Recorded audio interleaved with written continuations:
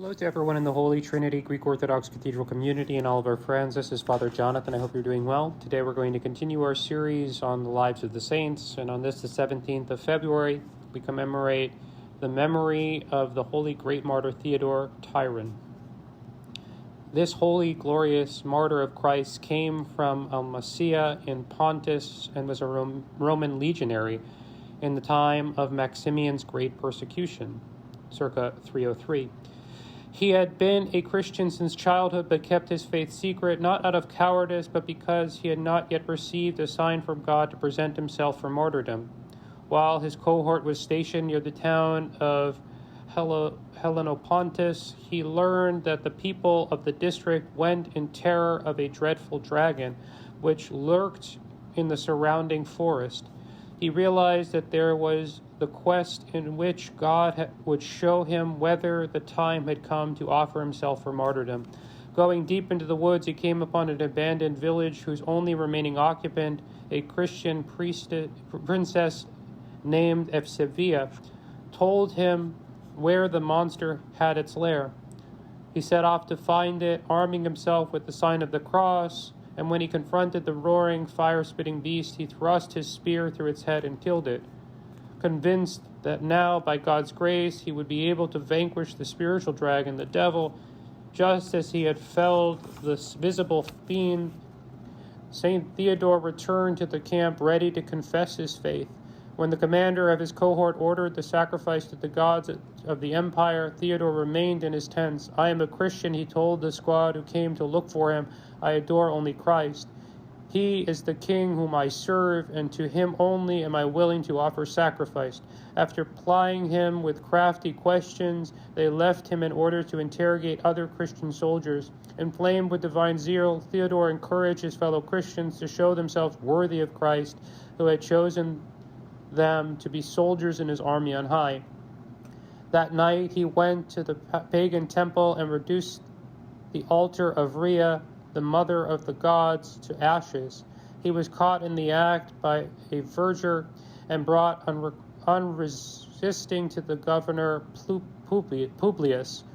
Therefore there was an uproar in Ephesus when the deed was known, but Theodore replied calmly to the governor's questions, showing the absurdity of regarding as a deity a lifeless piece of wood which had been reduced to ashes in a few moments. Threatened with dire torments, the saint responded, "Your threats don't frighten me, because amid torments the power of Christ will be joy and gladness to me." Grinding his teeth in rage, the governor had him thrown into a gloomy dungeon.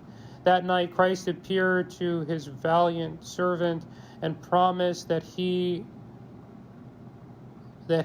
grace would be at once his food and drink, his joy and shield. Thus comforted, Theodore spent his time chanting hymns with the angels, so that even though his cell was bolted and barred, the gaolers thought that other Christians must have joined him there. When offered bread and water, Theodore refused it, saying that Christ had promised him food from heaven. On coming before Publius for the second time, he was offered the post of high priest to the idols, at which he laughed and assured the governor that he was ready to be cut to pieces for the love of Christ.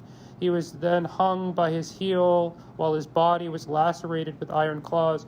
But faced with the saint's indomitable resolution, the tormentors labored in vain, and the governor, fearing lest his example encourage other Christians, he had decided to be done with him, and he condemned him to be burnt to death.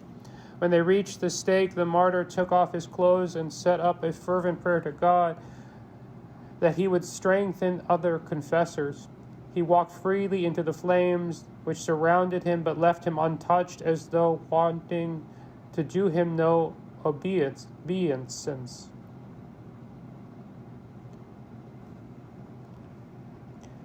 In the midst of this triumphal circlet, St. Theodore gave back his soul to God with thanksgiving. The pious Eusebia ransomed his body, which he took to Ephesus, A church was built there in honor of the martyr who obtained healing of soul and body for many pilgrims who came to seek his intercessions. In 361, Julian the Apostate was doing his utmost to restore pagan customs, knowing that the Christians were accustomed to sanctify the first week of Lent by fasting and prayer.